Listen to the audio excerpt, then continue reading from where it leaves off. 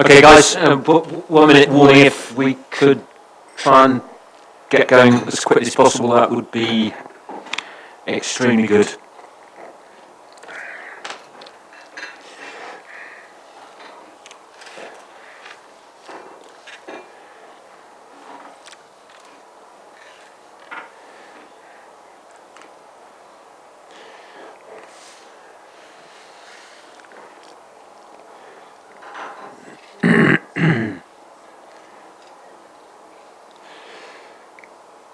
Okay, welcome to our panel session on the built environment. This is part and parcel of the response to Devon's climate change emergency and the task force, the net zero task force, which has been established. My name's Tim Jones. I'm not the chair of this group. I'm co-chairing it with my colleagues who will introduce themselves in 1 second.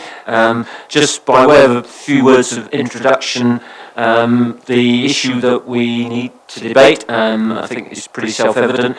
What actions do we need to take to enable rapid and extensive decarbonisation in Devon? That's the general theme that we are looking at. I need first to formally read out the privacy statement, which says, on behalf of the Devon Climate Emergency Response Group, Devon County Council will act as a data controller for any personal data that you provide us, specifically images and video collected and broadcast today. As such, Devon County Council will ensure that the data you give us is proceeded in line with our organisation's data protection policies and in line with your rights under the Data Protection Act 2018 and the EU General Data Protection Regulations. More information is available on the privacy notices should you require that, and I should formally ask whether any of you have any difficulties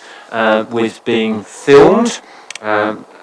So in terms of best practice, then as the sessions are being filmed so that we can disseminate broadly and to ensure that we have a good quality film and audio record of this, please try and exercise some discipline regarding speaking one at a time. Sorry, it's a pretty obvious thing to say, but the point is well made. Background noise and conversation is quite disruptive. Again, self-evident, but just rustling papers and things like that does create quite a background. If you could, when you're speaking, clearly identify yourself so that the referencing for the film can be made and the organisations you are speaking for. To ensure that there is an audible silence at obvious breaks, then we will manage that process. And I don't think we need a roving mic, but if anyone is concerned about audio quality, then please let us know. So that is the sort of formalities of this fire alarm. The support group will give us instructions, but it's normal fire regulations, and the exit points are well signed and illuminated, and the doors for exit are immediately in front of us.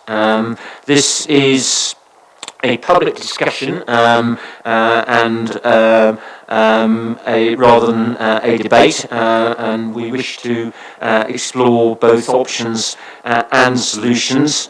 So if as a prelude to this, we are inviting all those who've attended, and I think we've only just got one to come, which is Mike Titchford from North Devon. I think, Erica, you're representing Transition Towns as well. Forgive me, yeah, Transition House.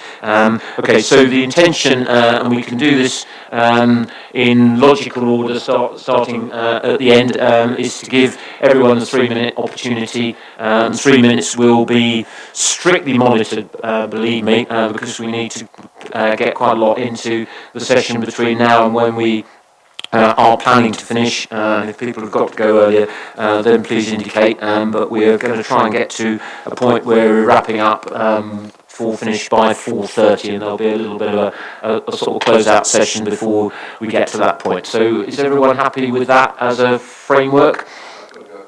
3:30 is absolutely fine. Yeah, no problem at all. So, okay, we'll make sure that your contributions are logged before that. Just for the purpose of record, each of the three co-chairs has got their own topics of interest. So if you see particular themes coming out of the questioning, then that will explain that background. And Ian is going to be judge and jury. He's going to do a little bit of evidence giving as well as being part of the panel that's asking the questions. Okay, so and you'll have to decide where you want to fit into the debate. So on the basis of equality, Erica, would it be unfair if I look in your direction first, or do you want to go first? Can we just say... Yeah, please, of course. Yeah, of course. Yeah. And just so, the focus and purpose of this whole process is to develop a carbon plan with actions in it that delivers net zero Devon as quickly as possible. So the purpose of these hearings should be on actions. We can talk forever about problems and barriers, and we should cover the barriers and problems of achieving net zero, but the purpose has got to focus on what do we do about it? What are the actions? So if we can all just bear in mind what actually has to be done, what can be done to deliver net zero Devon as quickly as possible. Yeah, so that how question, sorry, I should just remind you, the microphones are essential. It looks a bit daft having microphones when we're as close to each other as we are, but for the purposes of the tape, it's essential. Okay, Eric, are you happy to kick off? Okay, don't worry at all. Let me reverse the order and start at this end, and then I'm sure you'll pick the theme up quite quickly. Yeah. Yeah, press the right hand button and you'll be on. Yeah. Good afternoon, everyone. Can you hear me okay? So my name's Charles Hill, and I'm here representing the RICS, the Royal Institute of Chartered Surveyors. Today we put our hands up and we're keen to try and help this process along wherever possible. So I'm kind of wearing two hats today. One is for the RICS to see where we can interject and help across the whole of the Southwest, but today specifically for Devon. And the second hat is a personal one, really, and I don't know if anybody managed to attend the housing summit that Constructing Excellence put on a few weeks ago at Stanley Park, but brilliant morning. The final presentation was done by the Extinction Rebellion, which was a bold choice in a room full of professionals, and I've never seen a standing ovation for a speech before. It was absolutely brilliant. The whole room became committed to the task of reducing carbon as quickly as possible, and the stat that sticks with me is that on current trajectories, the planet is likely to warm up by about 4 degrees by the end of the century. We're currently sustaining 7 billion people, and the likelihood is, at that rate, you'll only be able to sustain 500 million people. And so what happens to the 6.5? So that's my personal interest, like I say, wearing two hats today. And that's it for me. Okay, Kareem.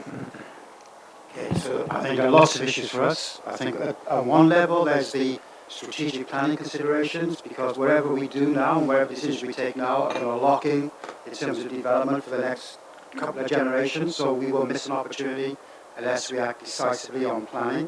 And we focus necessarily in the built environment on the fabric and how you, in terms of energy, but actually there are some big decisions on planning in terms of where housing and jobs are located and the densities of which development is provided, and the nature of settlements in terms of mixed uses. So there is a danger when we plan in the way we currently plan that we're going to be building lots of housing estates and people need to get in their cars. So whatever the benefits of the correct construction, so we might have brilliant buildings with fabric insulation, but if you all jump in the car and travel 20 miles, you lose all the benefits of that great insulation. So there's an important issue in terms of between now and 10 years' time, in terms of the decisions that we're taking on planning that need to think about that compact settlements, mixed uses, and high density, which allows us to do the things that we want to do, such as delivering district heating networks, which require kind of densities. When we look at the, so this is me, I'm not a technical person in terms of the challenges of the techniques we're going to use, but in terms of the principle, I think we've got good learning over the last 10, 15 years in the Greater Exeter area, which tells me where I think there are priorities. So the first thing is our domestic housing stock, which I think is responsible for something like 30-35% of the energy that is used up. That requires the greatest attention. immediately, because I think whatever we do with new builds, there's a level of specified regulations that require insulation. So the biggest challenge is our domestic stock. And what I would say is that we've got some great learning of pilots. So wherever you go in Devon, we've been doing lovely pilots which demonstrate the techniques you need to employ to deliver zero carbon housing. The challenge for us is how do you then mainstream that? And what do we do in terms of finding the financial instruments to be able to help that and make that happen?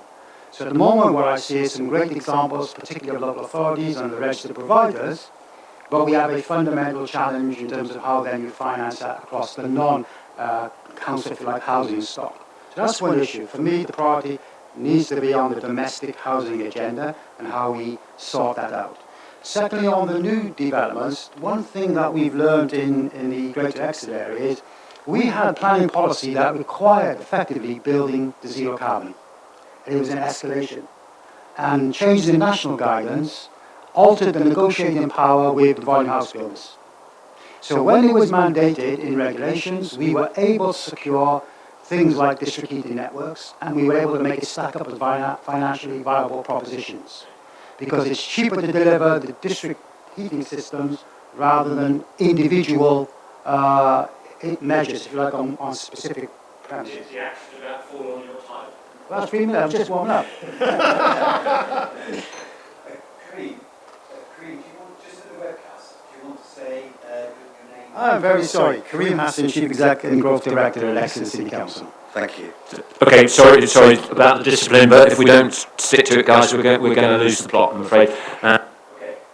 So Andy Wood's next. Thank you. Thank you, Tim. Afternoon, my name's Andy Wood. I head up the Extreme 7 Growth Point team.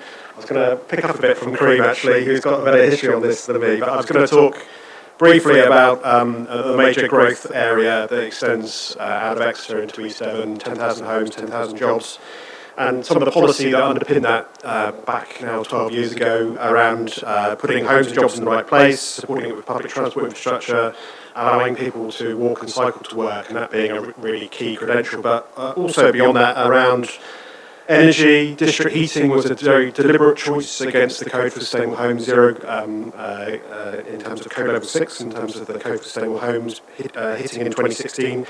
Cranbrook as a new town is a very strategic development, will take 20 years to build out, and in theory we should now have been knocking out every year zero carbon homes for the last 3 years, and the fact that policy framework has changed, and yet if you go back 10 years, some fairly fundamental decisions were made based on that policy premise, if you like, has had a real impact from my perspective. We are over 2,000 homes now at Cranbrook. We are now in breach of a condition requiring solid biomass at an energy centre, and we need to hold our nerve and follow through and get to zero carbon in terms of now a new town that's going to go to 8,000 homes. So that's one kind of package of experience, if you like, that picks up on what Kareem said. The other point I just wanted to pick up very quickly, one is around the kind of carbon footprint work we're doing as a council at the moment, and what it's saying around the existing council housing stock, for example, and the existing stock being the biggest problem, and the retrofitting question no doubt will come up, as you know, Ian. And the last one around your point around what are the solutions. For me, some interesting points around learning points around policy, how to drive that locally, in the face of some challenge, very live challenge from national policy in that respect. Also, the fiscal elements to this, we have, reflecting around 2030, 2040, we have some, we have an enterprise zone designation now that will last until 2042 that ring fences business rate income. We could and should be using that to maximum effect locally. So there are examples of some long-term fiscal mechanisms. We're also moving forward, this is the pilot point again, unfortunately, with a mechanism that links to business rate income and council tax in conjunction with BEIS around how do we bring that forward and use council tax incentive to really drive some of the really knotty problems around retrofitting, for example. So hopefully we'll get into some of that, and there's definitely the problem of mainstreaming and how does that grow at scale and pace. Thank you. Okay, thank you, Andy. Alistair. So, Alistair Mumford, Corporate Energy Manager at Devon County Council, and also Regional Programme Manager for the South West Energy Partnership, and as part of those roles, I'm the Programme Manager for the Zero Energy Building Catalyst. I think there's a very sort of small thing that, or a small latent force within Devon. We're quite lucky. We have some of us are engaged with the climate emergency and with the transition movement and so forth. And as one person who's recently been stuck up in their loft putting in insulation, there is a DIY market out there that needs support. There really is. And I know it's small, but they can act as little catalysts in certain areas. So I don't think we should forget those small changes. The other thing as well, again, as somebody who's been talking about energy efficiency for quite some time, not many people are interested in it. They really like shiny batteries or shiny panels. And there is a rebranding that's needed, and it's something that's definitely come out through the ZEBCAT about talking about the comfort, the quality benefits of the whole low carbon agenda within the built environment. So I think that's a really important thing that needs to happen more, really. And then the other side of it, we seem to be finding that, it's always been a thing particularly with retrofit, who's going to pay. We're hearing that there's a lot of finance out there waiting to finance green measures. The problem is the repayments going the other way. And so the whole performance guarantee area, or financial guarantees, that definitely needs more work. And I think it also needs the involvement of the public sector in delivering those performance guarantees, because at the moment they're too expensive. Although there does need to be some sharing of risk between the building owner and obviously the contractors and the financiers. So those are my three areas. Thank you. Sarah. Hi, I'm Sarah Lee from Stride Glen Architects in Plymouth. I've been working in the Southwest for nearly 20 years now, covering many sectors: residential, education, retail, defence, you name it, we do it.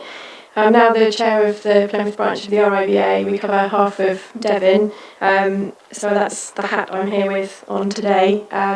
I think really we want to highlight the fact that the RIBA have launched a 2030 climate challenge to try and encourage architects as industry leaders to try and influence their clients, I guess, in early stages of projects when briefs are being developed, because quite often we find that sustainable aspirations drop off the radar with projects. Projects will start off with great aspirations to achieve BREEAM Excellent or other sort of accreditations, and then when a bit of difficulty or cost is encountered, it gets dropped off the project. So it's a frustration. It's something we've been talking about for years. We've known about for years.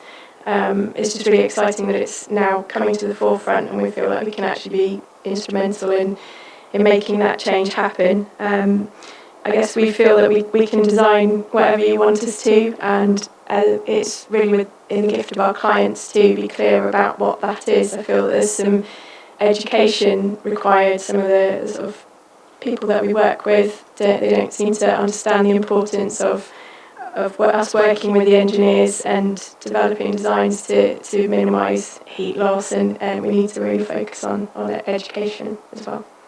So, okay. Thank you. Thank you. Andy.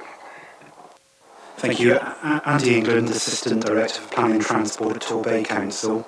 Probably repeating some of what's already said, I'm afraid, but from a planning perspective, I think planning does have a key role to play. It's long been engaged in sustainable development, and it's highlighted there's some very good practice, so there's not necessarily a need to reinvent the wheel in every case, but there is a need to learn from the good practice already going on. I think I know you want answers here, but to me, the challenge in planning is the word rapid, unfortunately. I think inevitably it's sensible to plan, and Kareem's made the point, it needs to be a holistic approach to planning. We mustn't do one thing without necessarily considering the ramifications for other issues as well. So that holistic approach is important. But just to flag up, the local plan creation, the neighbourhood plans, is a lengthy process. There's a real desire to do things quickly now, and I think there's a tension there. So I think one of the answers to that is to have a consideration about how do we get quick interim policy in, be that supplementary planning documents or guidance, but also in doing that to ensure that the communities are engaged and able to respond to the agenda, because there is a very, very clear community desire to be part of these actions. So from a planning perspective, it shouldn't be about planning saying what the answers are. It should be listening to the community and framing planning policy to address that. And again, just repeating some of it, obviously the building regulations in terms of new build, I think has a very effective role to play, and that there is scope to look at that in terms of whether that could be used more effectively in terms of the current agenda. And on the retrofit question, just focusing on plan again, there are existing permitted development rights, so there's an awful lot which can be done in terms of retrofit, but equally there are planning tools such as local development orders which allow us to extend what can be done as permitted development. So potentially in Devon, if there's a desire to do so, we could look at what is the most effective retrofit things to be done and take away the red tape in terms of the planning by creating a local development order. That would be a potentially very positive action in terms of smoothing the waters, but equally recognising the wider agenda to say inevitably we have conservation areas, areas that stand in natural beauty, heritage to deal with. So there's that balance, I think, just to be accommodated. And that's not to say that anything is more important than another here, and clearly the climate emergency is an absolutely critical issue, but we just need to be clear about how do we make sure we accommodate the other things we value as well in terms of solving the problem. Thank you. Okay, thank you. Dan. Hi, my name's Dan Lash. I'm a research scientist at the Centre for Energy and the Environment at the University of Exeter. We're a small applied research consultancy group that have been working a lot with local authorities since the first oil crisis in the 70s. My own background is in architecture and building science. I'm a CIBSE low carbon consultant, so I've worked on design teams looking at reducing energy consumption. I've worked on existing buildings looking at reducing energy consumption, and another big area that we've been involved in, including recently, is looking at area-wide carbon reduction policies, specifically what national carbon reduction targets and policies mean in a local context. And so we've done some recent work for Devon. We've identified that buildings are responsible for 36% of greenhouse gas emissions in Devon. We know from the work of the Committee on Climate Change that buildings is one of the sectors nationally that we're going to have to effectively completely decarbonise. That's probably even more the case if we consider Devon as a territorial boundary, because we have quite large agricultural emissions. If we're thinking of Devon as an entity and we want to be carbon neutral in Devon, we definitely need to be making this sector zero carbon because agriculture is difficult. That split of carbon is broadly equally between dwellings and commercial buildings. The other thing to say is that there's a split between the carbon that's emitted, what's known as indirect emissions via electricity, and over time those will go down because of renewable energy in the grid, and direct emissions, which is emissions from when we burn gas in our boilers, and they're difficult to deal with because fundamentally the carbon intensity of gas will stay similar unless we do something to the gas supply. And so it's how we deal with that, and the areas that I'd like to contribute on that I think are important are around standards for new buildings, and I take the point that the bigger issue is existing buildings, but nationally we have a target for 300,000 new homes a year. If we applied that pro rata to Devon, that's 4,300 new homes that we're adding new emissions to Devon every year. So these need to be as good as they possibly can, ideally zero. At the moment we have scope to do something about that, but there's talks that might limit the abilities of local planning authorities to do that. In terms of the existing buildings, I know we're focused on solutions, but I think we do need to understand the step change that's required. So again, the work that we've done, if we're looking towards 2030 type targets, looking at the building fabric of existing homes, we're talking about over 6,000 solid wall installations a year, set against about 18,000 that are happening nationally. We're going to have to decarbonise our heating sources, so the options for that could include district heating or heat pumps. In a more rural county like Devon, heat pumps are likely to be overrepresented in that scenario, so we're going to have to install a lot of those. Again, our analysis looks at around 24,000 a year, and that's set against a context nationally of only 18,000 sold last year, so massive step changes. The other thing, just a couple of quick points. I think we need to observe the difference between domestic and non-domestic because they need to be handled quite differently.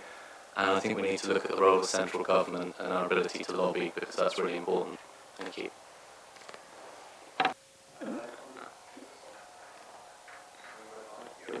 Yeah, sorry, Luke, I've probably cut across you. Yeah.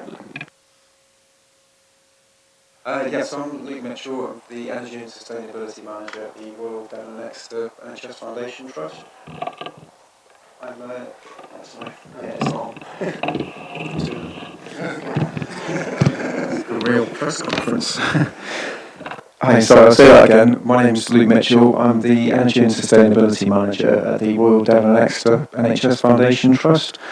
I'm here on, well, one hand personally, this is my subject, I'm very passionate about it and believe in it, and on the other hand, I work for a large public sector organisation in the healthcare industry, which is responsible for around 4% of all global carbon emissions. It's a very energy intensive sector as well, not just energy, but in terms of the resources that are used for healthcare, and it probably always will be.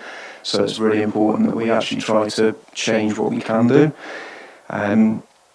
I think one of the key issues in terms of the built environment is something that Kareem mentioned that I should echo, is that actually one of our massive challenges is what we do with our existing building stock, because the retrofit of existing buildings is quite expensive and difficult. Efficiency savings, kind of tying into the DIY section Alistair mentioned, in terms of how we can just do things that we're already doing but a bit better through simple measures.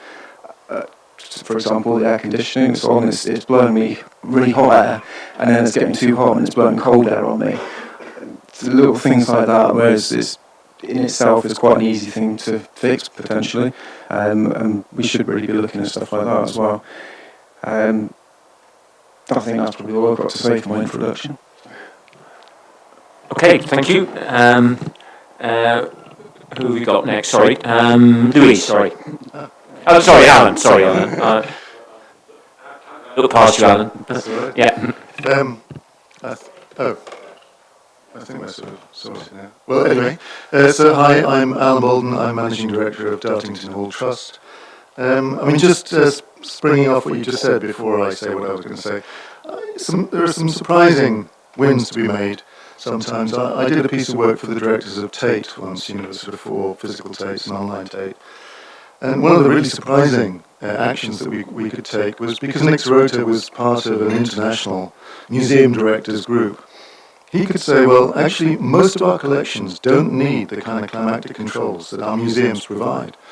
So, in fact, 85% of collections touring worldwide didn't need the systems to kick into action. 100 wet people walk into a gallery, massive energy cost of the system kicking in to regulate temperature and humidity. Just wasn't necessary. So he could make a quick win and say, let's go to the world, group of museum directors and say, can we just change this? And they did. So they dramatically reduced the conditions that museums operate in, and there was a massive, you think about all the museums of the world changing that overnight. It was a big, quick win. I suppose, I just as well wanted to pick up on a couple of things. Kareem as well, you said we've got some great learning pilots. So, I wanted to spring off that as well. At Dartington, we have a 1,200-acre estate. Our mission is to model what a just and sustainable society looks like. We're connecting up just and sustainable. And I think it is important to say we need integrated approaches to all of these challenges. At the moment, we're really talking about climate and carbon. But, a lot of my work, I've worked with a lot of city councils around the UK and the world. And when we're just looking at transport or housing or traffic modelling or economic opportunity or food provenance, every time we get into these silos, we miss an opportunity, or even worse, we risk putting a solution into operation that actually, causes damage downstream or upstream. So I think integrated approaches, that's clearly something that we need to look at. I think, again, back to Dartington, we're relatively small, but we want to be a pilot and model some of these solutions. And I think there are plenty of others out there, and I think that's what you're perhaps referring to. How can we not just find solutions, but also test, refine, share, and learn with others? There are plenty of people out there developing solutions at various scales. How can we create networks of learning so that we make advances quickly and we're not all trying to find solutions in isolation? I think that's absolutely critical. Just a tiny example on that. So one of the people who used to be at Schumacher College, Terry Owen, a world-renowned designer, she moved on to Carnegie Mellon, really wants to stay in touch with us. So she developed a thing called the Transition Design Framework, and gave it away. Carnegie Mellon allowed her to give a curriculum away, which was about how do you affect systems-level change and meet the challenges of our time, including climate crisis. 14 institutions around the world have picked it up. We're gathering them next summer for the second time to say, can we draw the learning out the network? And I'm sure there are sort of regional, national versions of that.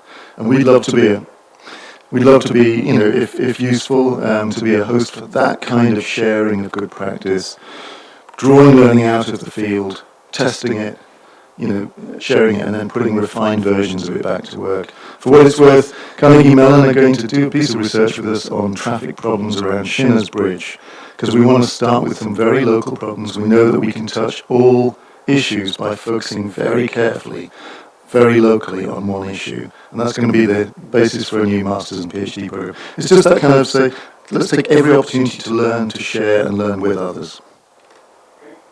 Alan, thank you. Louise.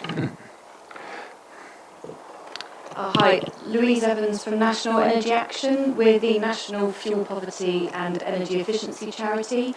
The head office is based up in Newcastle, but I cover the southwest area along with one of my colleagues, so I'm here just representing the National sort of Energy Action today. So our sort of remit is really an interest in fuel poor homes, so domestic dwellings, that part of the built environment. As has already been said, I think about 20% of carbon emissions in the UK come from domestic dwellings on average nationally, so they are a huge contributor to the climate change issue. So we believe that net zero emissions can't be achieved without solving fuel poverty, since the majority of fuel poor households do live in hard to heat, expensive, carbon intensive properties. So treating those will help to alleviate fuel poverty as well as help to reduce carbon emissions from existing dwellings. One key area that we see at the moment is to, easy actions that can be taken now are building upon the private rented sector minimum energy efficiency standard regulations that are now enforceable by local authorities. The private rented sector accounts for about 20% of all fuel poor households, so they're a key area that needs to be looked at if we are going to alleviate fuel poverty and reduce carbon emissions from domestic dwellings. And there is these regulations that local authorities are enforcing, so that's a key area to look at how that's being done and whether there are more resources or funding is required to enforce those standards properly. We believe the opportunities to alleviate fuel poverty alongside reducing carbon are they can work in conjunction, and the worst homes should be targeted first, and the worst of the existing dwellings should be targeted first. There's also a social responsibility to achieving net zero that we're very aware of, in that the poorest and most vulnerable to the cold shouldn't be having to pay more or proportionately more of their income in order to reduce the carbon intensity of their homes. We should work out a way of funding this that isn't regressive like levies on energy bills is currently. Significant impacts on NHS spending and social benefits to improving people's homes as well, which is sort of a financial carrot to improving these properties. And we believe that people who have health conditions should be a priority. Health conditions that are exacerbated by the cold should be where funding is prioritised. So there's lots that we should be doing nationally, and we're pushing for energy efficiency to be a national infrastructure priority, but the government are resisting on that at the minute. But in Scotland, it's been pushed through, and there's a whole lot of funding available in Scotland now, with coming nationally but down to a local delivery level. So there's a good model in Scotland that can be replicated that we should look at. And I just want to say Devon's already doing a lot in our eyes. So we work nationally. Levels of energy efficiency improvements in Devon are higher than across many other counties in England. And most of your local authorities are signed up. I think all of them actually are signed up to the EcoFlex scheme, which improves vulnerable households' properties. So that's better than a lot of other authorities. So you're doing right already. And yeah, thank you for inviting me.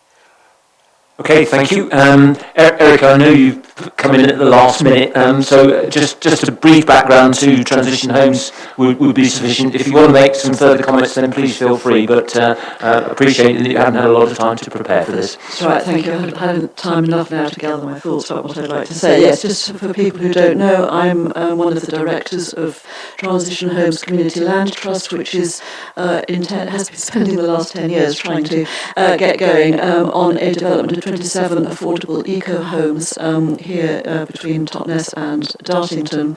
And the principles that have underpinned what we're doing have been born out of the transition movement and cover being not just zero carbon in use, but zero carbon, or as close to as possible, zero carbon in build. In other words, we're also concerned about embodied energy in buildings, which I don't think I've heard mentioned so far.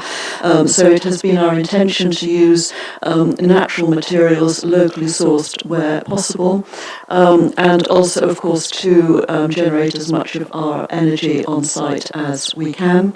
And we have also been very concerned to develop a scheme where people find it easy to live a low-carbon life. So there is on-site opportunities for growing your own food. It's on a good public transport network. There's plenty of bike storage, all that kind of thing.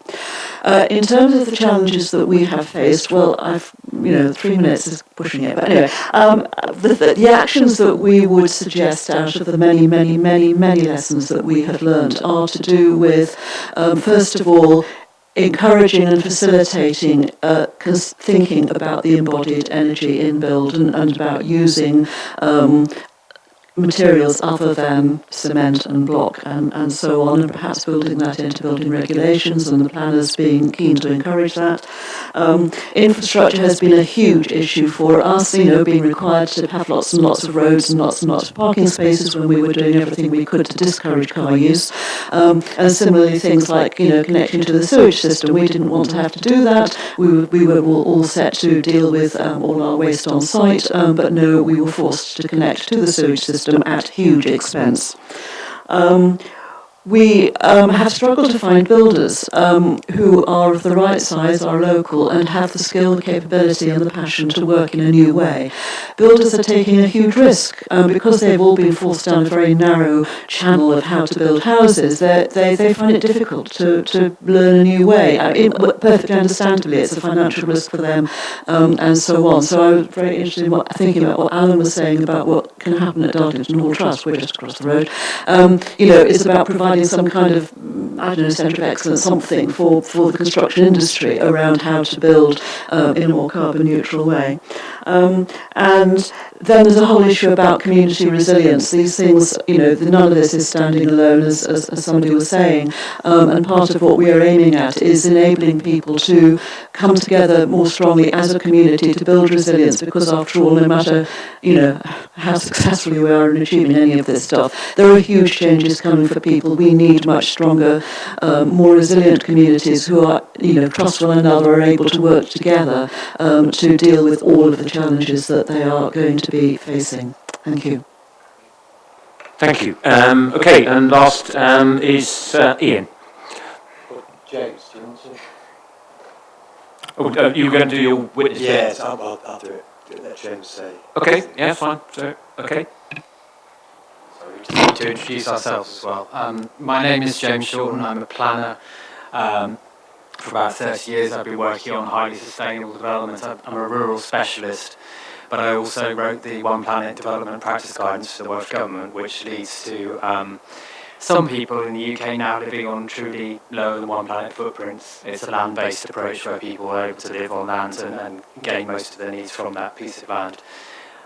The reason I'm doing this work for the task force is because of the immediate and important nature of declaring climate and ecological emergency. The clue is in the name, emergency. This is existential stuff. It's not about adjustment. It's about, unless we do something very different to what we've done before, all bets are off. we're talking about possible societal collapse and so on. And so this is a very timely piece of work, and my interest is to see, by putting some of my effort into this, whether the planning system can make a difference in particular, because it's a sleeping giant planning system which has been slowly emasculated over decades. That's all I wish to say. James, thank you. Ian. Thank you. My name's Ian Hutchcroft. I work with Energy Strong UK and Regen, developing new ways of delivering net zero housing, both retrofit and new build. I'm a member of the Devon Net Zero Task Force, and a co-chair here as well. So we've heard already that the UK's 28 million homes create 20% of UK's carbon emissions, and it's the same here in Devon. About 20% of our total emissions come from homes. Also, many homes are hard to treat, and therefore many people live in cold, damp and undesirable homes. The economic and social consequences of poor housing are as enormous as they are environmental impacts. The traditional approach to retrofitting energy efficiency improvements to homes cannot deliver net zero. The cost is too high, the disruption is too high, the actual performance is poor, the install quality is often poor, people don't want it, and there's no business model to pay for it. So we need a transformational approach to achieve net zero, warm, affordable, desirable homes fit for life. The Dutch government realised this in 2010. They brought their housing, construction and manufacturing sectors together to develop a solution to meet the net zero challenge and to be self-financing, not funded by the taxpayer. After trial and error, by 2015 they had an approach that worked. They call it Energy Strong, which means energy leap in Dutch. Today, thousands of Dutch homes, existing and new build, are net zero. They're financed by energy and maintenance savings long term, and they are delivered by a new, growing Dutch industry. The homes produce as much energy as they consume over the course of a year, hence net zero energy. There's no gas, they're disconnected from gas, and net zero energy is measurable in kilowatt hours, therefore it's manageable, and it's also monetisable. So kilowatt hour savings and net zero energy creates a business model for delivering net zero energy retrofit and new build homes. It's a proxy for net zero carbon, but it isn't 100% net zero carbon until the grid fully decarbonises. However, Energy Strong homes are producing 90 to 95% less carbon than they were before retrofit. Daily heating, hot water and plug power comfort is guaranteed to residents for a fixed, affordable weekly or monthly cost. The building owner's maintenance costs are guaranteed long term, up to 30 years. The cost of works is financed by long-term energy and maintenance savings with no public subsidies. A Dutch manufacturing industry is emerging to supply this huge growing market for net zero retrofit and new build. Factories are producing high-quality components such as insulated panels, including windows and doors, and energy modules with heating, hot water, ventilation and controls installed in a single box. Components are delivered to site to be installed with minimal disruption to residents in as little as 1 day. And this new industry is reducing costs as volumes increase and employing local people in well-paid, desirable jobs. Energy Strong UK's mission is to adapt this Dutch approach for the UK and build a volume market and industry. We are 100% publicly funded and we do not sell anything. The Energy Strong approach specifies outcomes, not technology, materials, products or companies.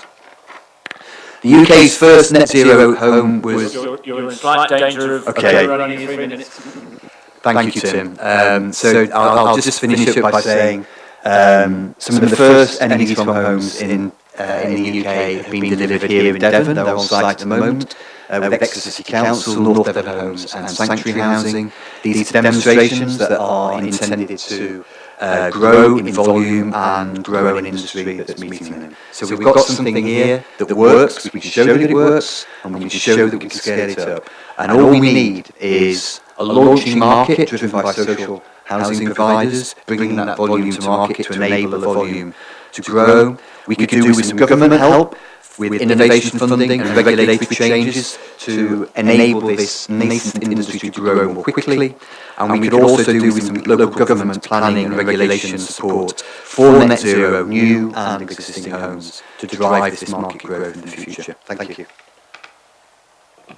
Okay, thank you. Thank you for some good discipline. We're going to have a wrap-up session at the end, so everyone will have a chance for their last 1 minute reflection. But as for your departure at 3:30, so just remind me if you would, and then you can have your 1 minute. But when you need to go is absolutely fine. We'll fit it into the agenda. Okay, so now is really a chance for a broad-ranging debate. We're hoping to lead that. We all have various different themes and topics that we'd like to tease out of the discussion, and thank you very much for a very diverse set of views. Just holding our minds the fact that we're looking for the how as much as the why and the when. So, James, do you want to start off with some of your early reflections and questions?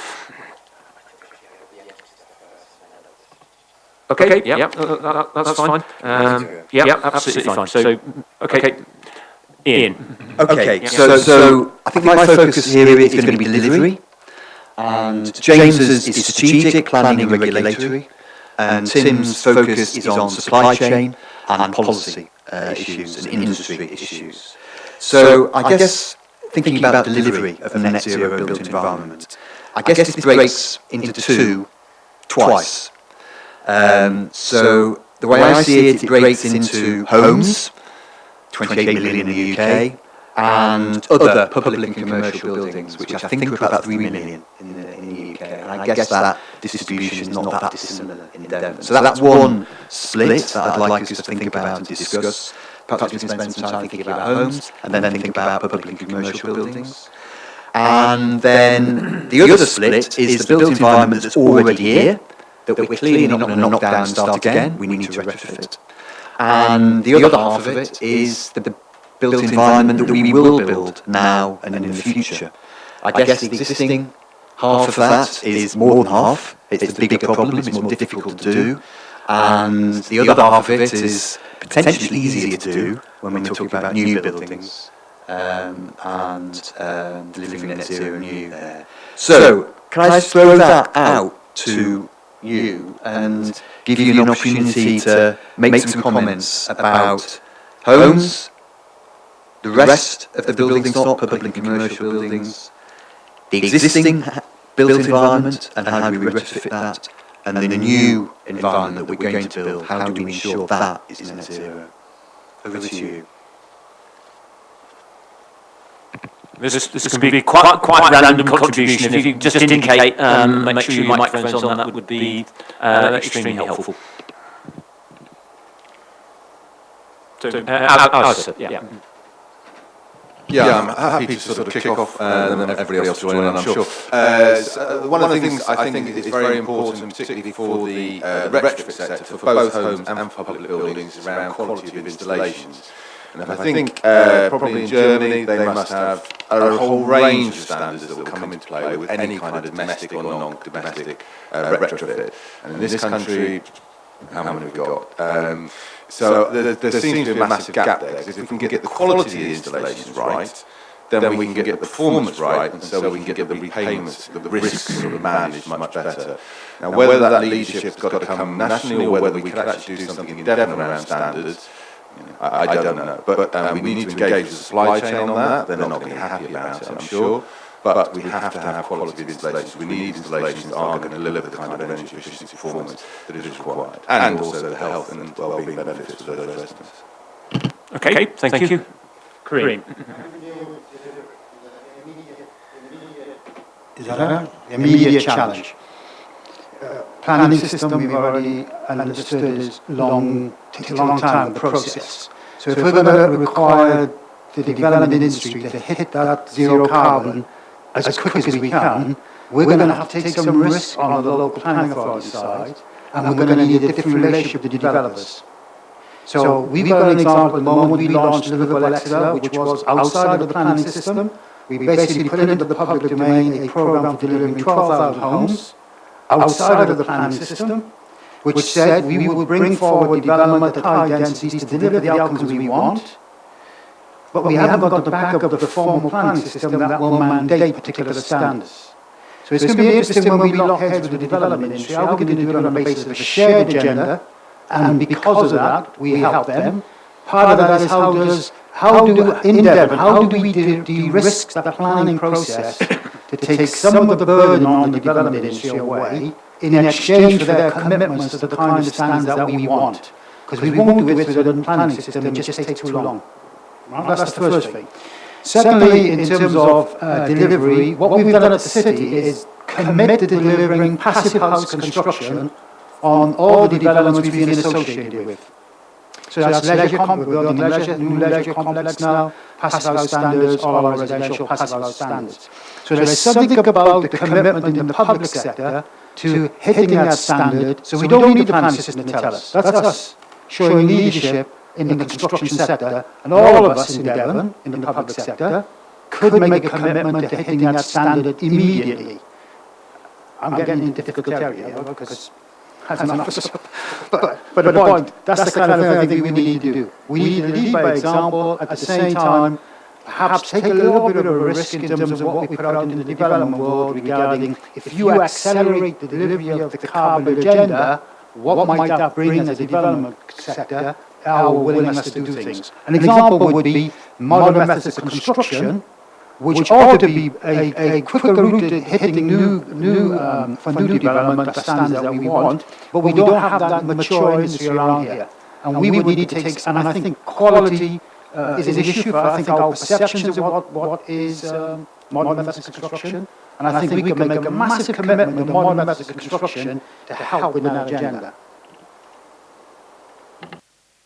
Okay, Alan.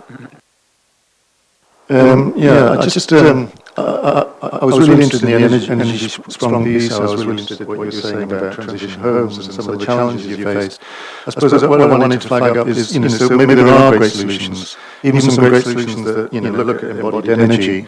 Certainly at Dartington, we're working with some architects who are developing, I think, some brilliant modular timber homes, that I think, can go up rapidly, use local materials, all sorts of good things. But unless we also think about mobility's futures, energy futures, and even food futures, we risk, taking on one part of this challenge that might actually throw up, greater carbon costs, just for argument's sake, in other areas of our human activity. So unless we really think about integrated solutions, we're missing the point. Okay, just to pick up on one loose end there, your observation, Kareem, about modern building techniques. Modular construction now is becoming a very fashionable thing to do. It cuts out a huge amount of variability of delivery, weather dependency, in access to skilled labour, etc., etc., etc. If we look at the sources of supply for a lot of our modular houses, then they're coming from a long way away. So growing a local capacity, something I know you've been looking at, Alan, is one of the challenges we've got. But if we're going to cut down the green miles travelled and use local sourcing for materials and integrated local supply chains, then that's an issue which may be part and parcel of what we need to be doing, setting up some primary and secondary industries that support these initiatives. Just pick up that quality issue. How do we drive quality of delivery from the supply chain? And one approach might be to put the consequences of poor delivery on the contractor rather than the client or the building occupant. So if a contractor is responsible for the design, the build, and to guarantee performance long term, and if it doesn't perform, either in comfort or energy terms, then the contractor is responsible for paying the bill. That's a really good driver to make sure the quality is actually delivered by the contractor. Because if it doesn't work, they're on the hook. And that's a key component of the energy strong approach. It's a challenge to industry because they don't like that. Main building contractors don't like any risk. You know, they're very low margin businesses compared to other industries, and that is a challenge. However, Kareem's point about leadership and volume that you were talking about, 12,000 homes you mentioned, if we make the size of the prize big enough, industry will respond, and will respond on the terms that are set around quality and performance, I believe. And I think there are good examples around there. But if we operate in a pilot project mentality, where we're just dripping out 10s here, 10s theirs, it's not enough volume for an industry to evolve and invest around. We need to clearly telegraph, like Kareem said, that there are properties coming to market this year, more next year, more the year after, and even more the year after that, and we're going to continue until we've done them all.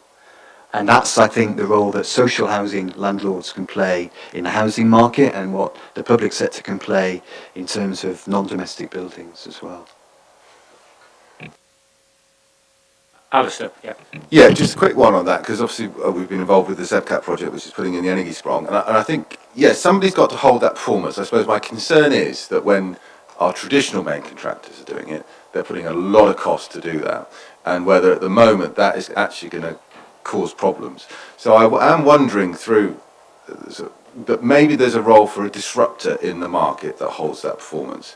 Not a main contractor, maybe it's a new type of main contractor, a not-for-profit main contractor who disrupts the market, and then in 5 years' time, they'll all start doing it once they've seen that something can happen. It's either that or, yes, we've got to just give them a big prize, a number of properties, and they're just going to do it. But I'm wondering whether there needs to be some disruption in the market. That might be another way of getting to that point. But yeah, performance has got to be guaranteed. Okay, which is a great challenge. And if you look at the reality of the marketplace that's driven by 4 or 5 main providers, the volume house builders, who set their own quality thresholds and their own standards, and are very difficult to regulate. I mean, let's be blunt about it. And Kareem has wrestled with this on many occasions. Now, how do we start influencing a change in that, and not lose the point that's been made about embodied energy? That's a huge issue, which Dan's flagged up, Erica's flagged up.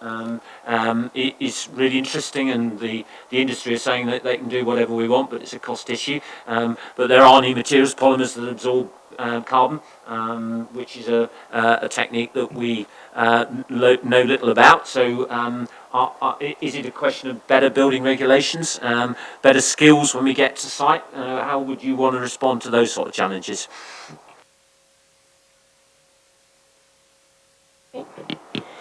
I was just going to say, we went to visit the leisure centre that's under construction at the moment with Kiers in Exeter. I mean, it's really inspirational to see you leading that way.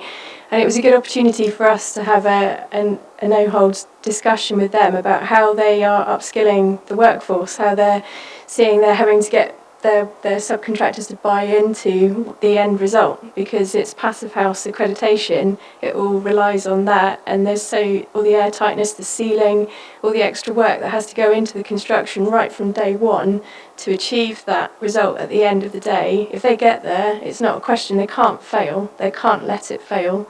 And they spoke to us about training days and getting their subcontractors in to really buy into the process and rise to the challenge. They haven't seen it as a dictatorial, you must do this, Big Brother's watching you kind of thing. They've seen it as a real inspirational way to raise the game locally, and they're just a little bit worried that we haven't got enough other projects for this workforce to move on to after. Because these accreditations I see as the only way that you can get the contractors to raise their game if they have to. The same with building regs. We all talk about trying to achieve building regs as onerous, but actually it's just a minimum standard. And if that minimum standard is raised, then there's no question about it. And I know in planning terms we can ask for BREEAM and passive house accreditations, but unless the law changes, I think people will find a way of not paying for it or achieving it or striving for it. So we really need to try and get those wheels in motion to make it happen. James, do you want to come in? I mean, I was just going to say it's an emergency. Is an emergency enough reason for local planning authorities to say that all new buildings have to be net zero? Mine was the same point really from the planning perspective, which is what understanding do we have in the room of how successful people have been pushing beyond regs, because regs are a minimum standard, and they're quite a low standard as well. Dan first and then Andy. Yeah, just to come in on the point on new build, obviously we have building regulations which represent the minimum acceptable standard, and in the absence of anything else, that's what people will build to. There has been the ability of local planning authorities to go beyond there, but that's slightly restricted, and there's a current consultation out on the building regulations at the moment, which is proposing to completely do away with the ability of local authorities to set that standard. And now the argument for doing that is that it makes things more rationalised and simpler for people building all over the country. Obviously the downside of that is that that tends to then get watered down to the lowest common denominator, which is completely at odds with the climate emergency. If all the Devon districts and the county council have signed up for a climate emergency, some of which are on a 2030 timeline, that's not really compatible with the national timeline of 2050, with minimum standards with stepping stones coming in a couple of years, and then maybe a revised housing standard in 2025, which is what the proposal is. So previously I think there was a 2016 zero carbon target, now they're talking about 2025 for an 80% reduction target. Just to pick up on this consultation, because I think it's timely and I think we could all respond to it and acknowledge that it's not ambitious enough. There are costings in there that contradict the Committee on Climate Change's own costings, which are basically saying the current consultation is saying that to get to this stopgap standard, which is something like a 30% improvement, will cost £4,800 per home. The Committee on Climate Change's own work is saying that for the same money, you could build a passive house standard home with an air source heat pump, which is close to zero carbon, which is clearly a much higher standard. And just to put that into context, and I know it's just a data point in time, Persimmon famously paid their chief exec £75 million. If you divide that by every home they built in that year, coincidentally, that comes out of £4,800. So it's not like we can't say it isn't possible to find the money somewhere to deliver that. It's about balancing the emergency against business as usual. So I think we need to be aware of that. Okay, Andy. Yeah, it's sort of echoing some of this really. I think certainly the building quality side of things is absolutely fundamental in terms of getting it right. I've been to a few sites over the years, and you realise how the quality of the buildings relies upon the site foreman or whatever, and if they're not there for a day or whatever, all sorts of things can sort of have to be rectified when it comes to the building regulations. So I think there is definitely something in build quality.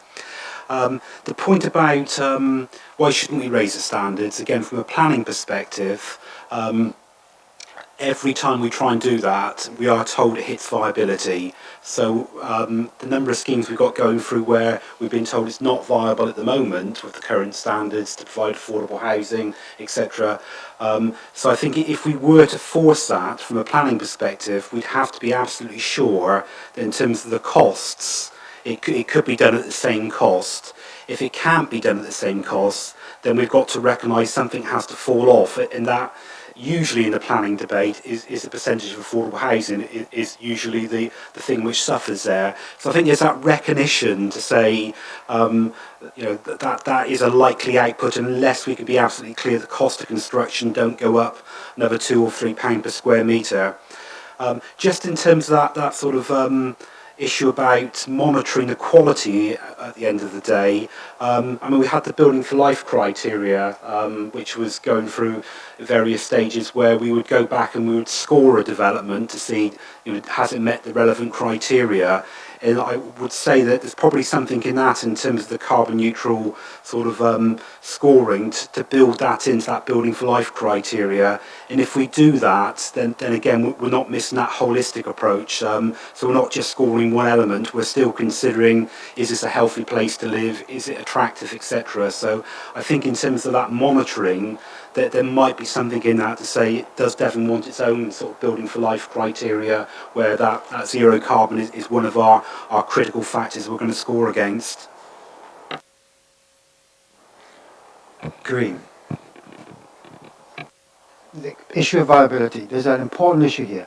if you're a small builder in Devon, you will probably say to me, if you build a zero carbon house, it doesn't translate into in terms of an enhanced price. So the amount that they can charge for that property won't be different from a conventional house. So there's something about how do we get the banks to understand that what we're doing here by getting that building to perform different on energy is a massive investment long term, and that ought to be reflected in the way houses are valued. And there's something about what we could do practically in Devon to get that on the radar of all the banks and the people to provide mortgages, that if the development industry is delivering you these kind of, maybe I got it wrong, right? No? I just think it's what is said to me time and time again.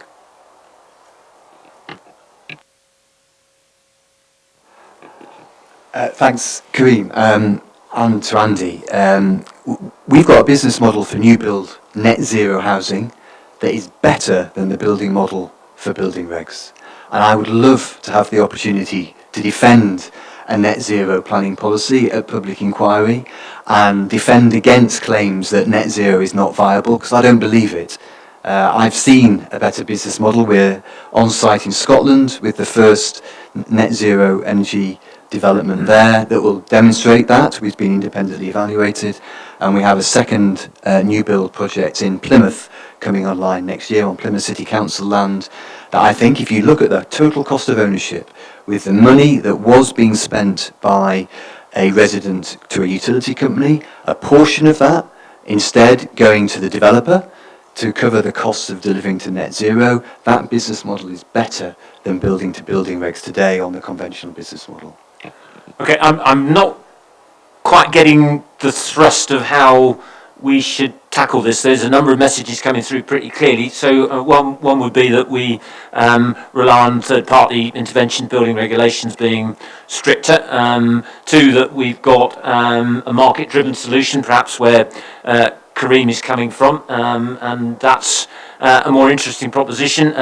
If we can take regulation out of the equation and start looking at this as a voluntary code that is market driven, then that might be more effective within a short period of time. And the interventions there through some of the mortgage providers, the banks particularly now, are driven by the need to demonstrate sustainability. So there's some obvious issues there. Some of our housing associations, I haven't talked about them for a minute, do have the ability to deliver on some of this stuff, and certainly there's the ability to control some of the rented sector areas. But just perhaps, and we'll come back to the issue about new versus existing building, because we haven't quite got there yet, but just to get a feel for that. I mean, Andy, you talked a little bit about building controls and planning regulation, how they align.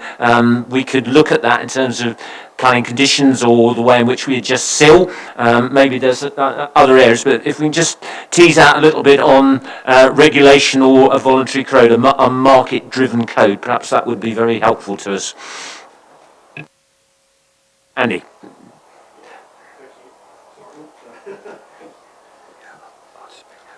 Just wanted to, I suppose, pick up on that point, but I had a conversation recently with a technical director from one of the big national house building companies. And we were talking about a site that's going to build out beyond 2025, beyond the point at which there'll be no fossil fuels on site.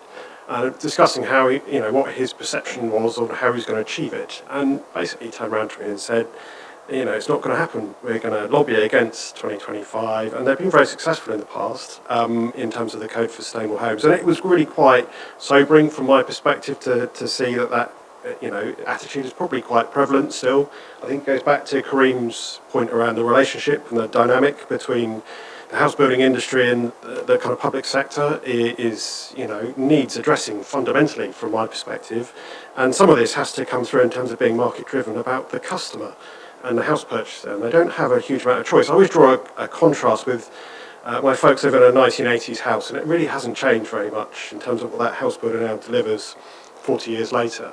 You contrast that with the car industry, and that has evolved dramatically. You probably had 5 or 6 different models, and what has driven some of that for me in a very helpful way is the kind of car tax road fund, that looks at banding on the basis of carbon. Now, we, as a local authority, collect a property tax on every property, be it residential or commercial, but we do that on the basis of a valuation, but that's not a carbon valuation. So for me, there's definitely something there that looks at the fiscal regime that we operate, be it alongside council tax or something. I don't know how this would work, but it feels to me there's got to be something there that uses that regime to really reward a house purchaser who's going to drive a better standard in terms of their emissions, so to speak, in the way that the kind of car industry did it, or was incentivised to do it. I know there was an issue around diesel, but there's something there for me that would really help to shift that dynamic, because at the moment, I think with the mainstream house building industry, it's not there. It would be my take. Sarah was next, I think. Yeah.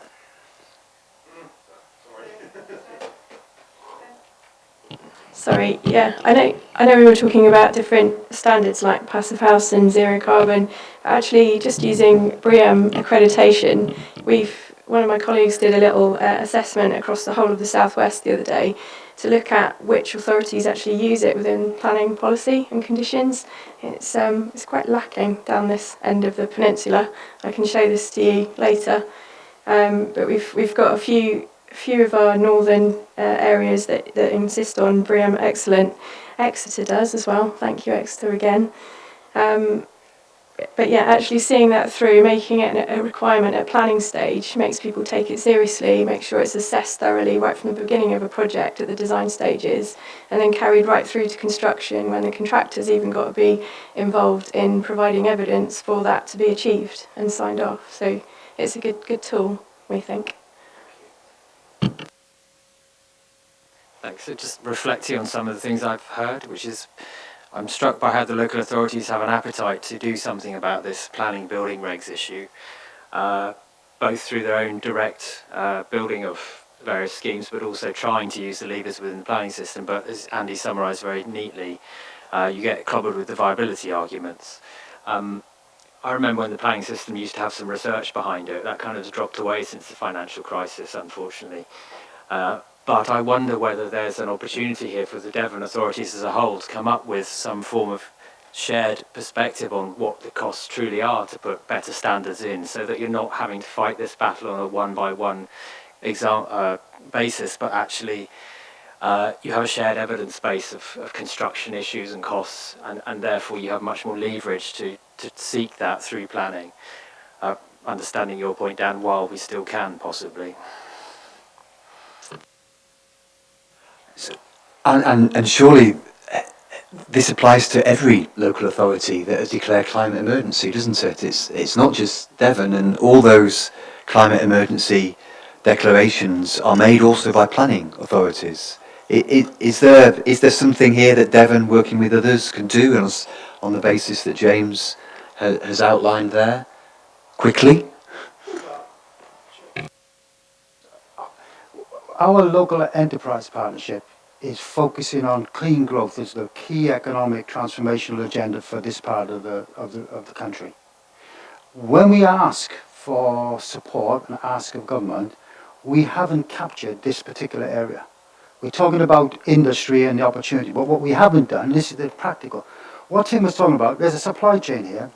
There's probably 2,000 or 3,000 people that could be employed in this sector if we really drill down into what needs to be done to make this happen. And we've all said we said in 10 years, that's exactly what we want to achieve, which means we've got to put in place a skills supply chain that gets 2,000 odd people in that sector with those skills. What a fantastic opportunity. And in the same token, if you haven't got a common intelligence where your research base is backing you up, we ain't going to succeed. And I think it should be part of that. When we do viability, we've got people who are skilled in this because we've got people who are very passionate about delivering that. So they know how you build these models, and they know how easy it is for one set of figures, which is shown to us, and another set of figures which will be used by the industry to do what they need to do. We need to be better at being able to interrogate the data, and more importantly, everybody in Devon needs to know that your land value needs to reflect the fact that you're going to have to perform at this standard. It's not there shouldn't be a big prize simply because the planning authority is giving you planning permission and you've converted greenfields into residential and you've had a massive capital receipt because of it. You now need to understand that so I'm not giving a political speech here. I'm just on the front. But the challenge so Tim understands the development more better than anybody in this part of the region. We've got a hard job to convince people who've paid a lot of money for the land, based on the planning regulations and the policy as it is today, to then say you've got to go to another level. So we've got to do a lot of things to help them understand, but I think part of what you were getting at is, if all our planning authorities got a common intelligence base, common valuation method, that we're not, so if you're used to doing it, you know exactly on what basis you're going to compare, and what Ian has mentioned is that you've got business cases which can demonstrate. We need that as part of the tools in our armour to be able to argue with the development industry to perform. Okay, just widen the subject a little bit. If you look at the issue, we've been focusing on solutions around new build, essentially. If you look at that issue about 36% of buildings create a carbon footprint, apply that to Devon, then 60% of the housing stock in Devon was built pre-building regulations effectively. So it just begs the question about retrofit. And for those of us who remember Green Deal and what a catastrophe that was, that fell over at pretty much every level, we need to project these arguments into how do we deal with our existing housing stock. So can we just have a go at that one as well? And in doing so, we need to look at that in the context of fuel poverty, absolutely fundamental question, and recognise the fact that the demographic profile of Devon is continuously ageing, and that ageing process makes the whole issue of fuel poverty and affordability a priority issue for a lot of people, particularly in the rural economy. So can we just open that subject up? Luke. Yeah, so energy performance certificates and display energy certificates, that's always been an area that I'd say is a good opportunity for as an enforcement action that can drive improvements, and also some kind of incentive to organisations to do better. What is the enforcement policy around that in Devon? Does anyone enforce it? I've never heard of anyone, for say, below rated EPCs being so much as told off for it, or if they've got an out-of-date display energy certificate. No one's ever come up to me checking for things like that.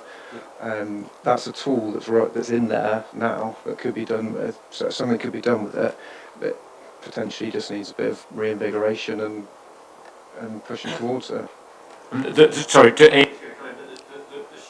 The short answer on EPCs is if you haven't got one, then you don't get a mortgage. I mean, it's as simple as that. So there's a market-based sanction to that. Well, rental. Again, you wouldn't get certification for rental accommodation. There are standards required by a landlord to comply with EPC regulations. So that I think there's some pretty good sanctions around EPC levels, but it's something we should be looking at. Does that if you're a private landlord and you're renting, does anyone check that? Is that a Dan, were you trying to get in on that point? Yeah, sorry, I was just going to clarify some aspects of it. There's different kinds of certifications. So there's display energy certificates, energy performance certificates. As you say, Tim, when you construct or purchase a building, there probably is quite good or are quite good checks there. Display energy certificates, air conditioning inspections, these sorts of useful inspections enforced by the local weights and measures organisations, so trading standards. It's my understanding that they're not really enforced because they're not properly resourced to do so, which feeds into the point was made earlier about the MEES, the minimum energy efficiency standards for rented accommodation, where F or G rated EPC buildings should not be rented out within the private sector unless they're uprated, and I think there's a £3,500 cap, so that's not going to cover all energy efficiency improvements, but it should cover things like loft insulation, cavity wall insulation. So we do have levers at the moment that in theory should ensure that none of our private rented sector should be without cavity wall insulation, without loft insulation. But again, to what extent that's enforced, to what extent tenants know that they can ask their landlord to do that, I'm not sure that's publicised and that's something that we could do, or I'm not sure if they do know whether they're fearful that if they ask their landlord there might be repercussions. And also, sorry, if I could just come in on that point, you're looking at the rented sector, but the amount of building owners within Devon as an entirety that are going to change their building title over the next few years is probably a very small percentage. I mean, if you look at the number of people moving house, for example, it's at the lowest it's been for a very long time. People aren't changing over those building titles, and so you're not being forced to get your EPC or your DEC in place. You're not being forced to have the discussion about what level you achieved, because most of the buildings using this carbon, taking back to the discussion on carbon again, is they're not going to change hands, and therefore how do you get those homeowners or those building occupiers to change their standard? And just on that point, I know it's a different focus group, and therefore I don't want to dwell on it too much, but the infrastructure side and marrying up with our built environment and trying to put a master plan together that lowers the carbon costs is, as you said before, Alan, I think it is on, it all has to be talked about at the same time, because I'm looking after a development in Cornwall at the moment where it's a master plan for a new town outside of Truro, and the only way we are sure that we can get people along the low carbon agenda is that if you make it attractive for homeowners by having good public transport links, by having e-bikes on offer, by having good cycle routes into the town, then you'll start to get people out of their cars, which actually means in terms of the amount of space you're providing for each dwelling, you're one parking space less already compared to the standard construction methods. And then you look at the wallet of the people owning these houses, and suddenly they've got extra money in their wallets month to month, which means they can afford slightly more when it comes to buying a low carbon home. And that's where, linking in with your energy sprung argument, looking at existing buildings in your case, I can see how it would work if you can marry it up with good infrastructure, improving bus routes, improving rail links, and providing e-bikes, for example, because that equates to thousands of pounds a year. But if you're just looking at energy use, my concern is that it's quite easy actually to transfer your electricity bills and electricity provider over to a green energy provider with very little additional cost. I did it the other month, and I'm still paying £80 a month for electricity, but I know it comes from green sources now, so there was no cost difference for me to go low carbon in that area. So trying to get people out of their homes, for them to be refurbished, it's quite a lot of disruption, and as you mentioned, there's an ageing population in Devon. To get energy sprung in place is going to be a very difficult argument if you don't include infrastructure improvements at the same time. Okay, thank you. And in then Alan.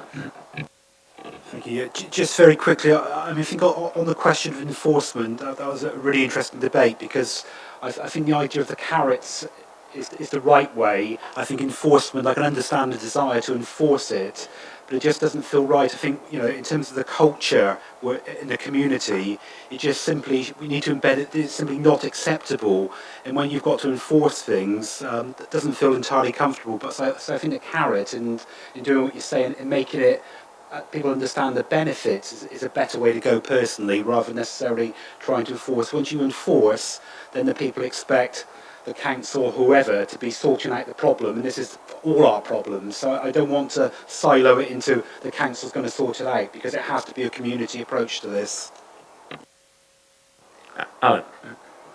Yeah, I mean, I was going to say something slightly different to that. I feel like just what I've been hearing is that there are a number of ways that we might regulate, and that can be really helpful. We talked about EPC, we talked about council tax, we talked about building regs. I think it is really important, and I think you were speaking about this in the energy strong thing, to say, when people say, well, actually, that's just not going to be affordable, to call that out sometimes if there are models out there, and to share those. I think it was really interesting what you're saying about REBA, and just kind of saying, actually, if you set the regulations and put a certain framework in place, people can respond creatively to that and say, okay, that's the new framework I'm operating within.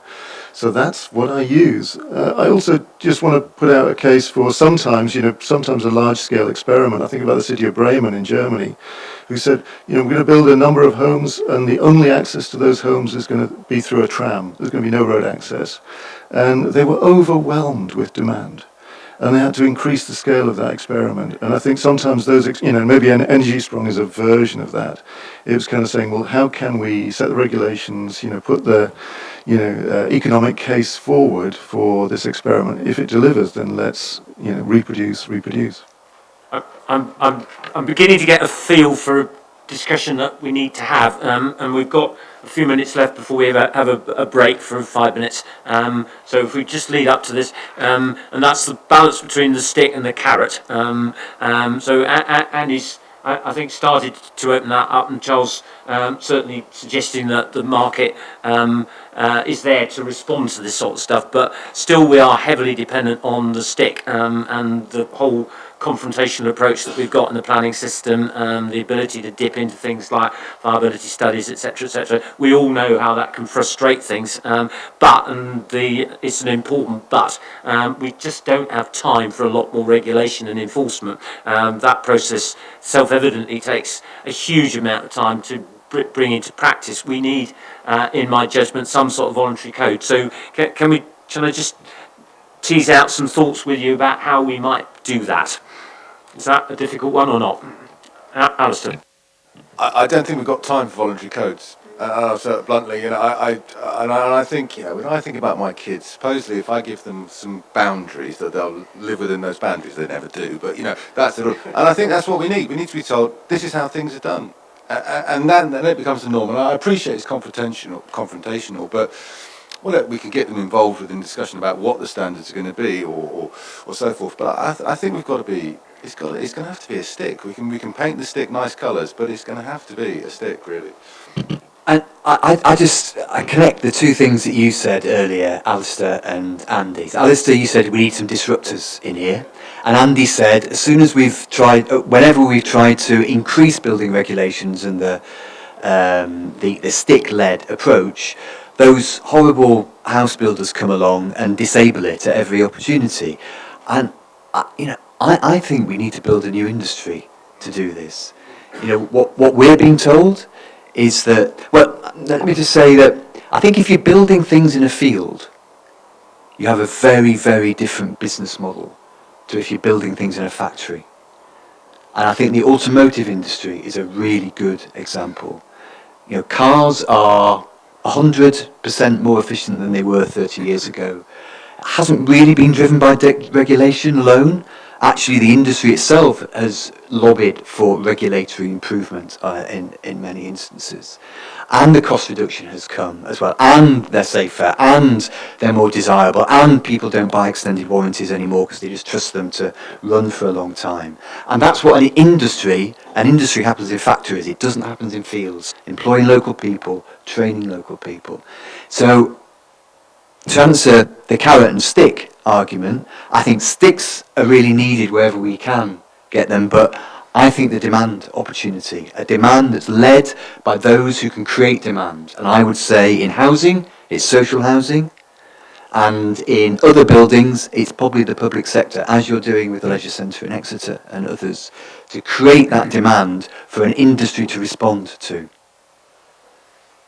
Okay, just a couple more minutes, but the question as yet unanswered is this issue about existing housing stock, old existing housing stock, much of which is in rural areas. So there may be debate that we come back to after the break about how different it is or difficult it is to deliver in an urban environment as opposed to a rural environment, and we are a rural county, so let's just hold that thought. But this retrofit issue is a real challenge for us, and it's either your disruptor approach or it's an intervention approach, or something very original, and I'm not sure which is the right answer to that, but it would be helpful to get some sort of commentary from you guys on that issue. So Dan, go first. Yeah. Just a quick point, I suppose. I think we need to recognise the only times we've ever sort of tackled this problem in a big way with lots of installs every year, it's come from large tranches of money that have been made available by national policy that have resulted in energy companies required to put in those measures. And I agree that's a regressive way of doing it, but we have to recognise that when we're putting in millions of measures over a programme period, that's how it's happened. When they got rid of that and brought in Green Deal, a complicated scheme that requires people to use their own initiative to take up finance, it was an absolute disaster. So it's encouraging to hear that things like Energy Sprong might emerge to plug that gap. but we need the business model to stack up within 30 years or whatever, otherwise it won't work, because otherwise requiring government. Okay, Louise, last comment and then we'll go for a break. Yes, I was going back to there's a report on what Scotland are doing that I was reading on the train actually as I came over. But there is the issue, still the issue of the carrot and the stick, whatever policy designs. But in Scotland they've introduced 0% loans for homeowners to make energy efficiency improvements, which is a lot better than the Green Deal sort of 12% loans that were available then. And they're also making it mandatory to for homeowners to, when they come to sell a house, it has to be an EPC rating of a C or above. So there's a emphasis on a homeowner to improve the property before it's sold.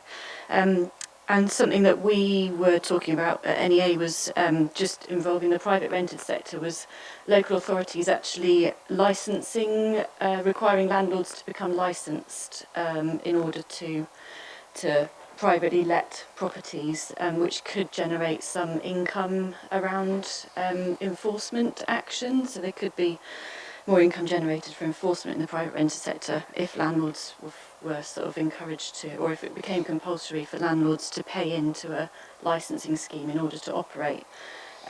So there are sort of small things that could be done to make little improvements, but there needs to be still a will driven somehow to encourage take up. Okay, Andy's going to jump in for 1 minute, and then Ian, before we have the break. Sorry, having said we were going to have a break after Louise. Sorry, I just wanted to chuck one thing in. So we have a BEIS-funded pilot study looking at council tax in a rural ward. So this is the Ex-Valley ward, just north of Exeter. It's got a lot of off-grass grid properties, but it would then, the thinking is, the design emerging is you would have a 50%, up to 50% reduction in your council tax over 3 years to fund a series of measures which are certifiable. And that, for me, is something that could work in conjunction with eco and other things to provide some local incentive here. Clearly it still needs to be funded, but that's why I was kind of getting at this kind of fiscal regime. I think there is potential scope there, pan-Devon, that could be brought forward quite quickly. Thank you, Andy. Just before we have tea, so we've tried to cover sort of delivery sort of issues there.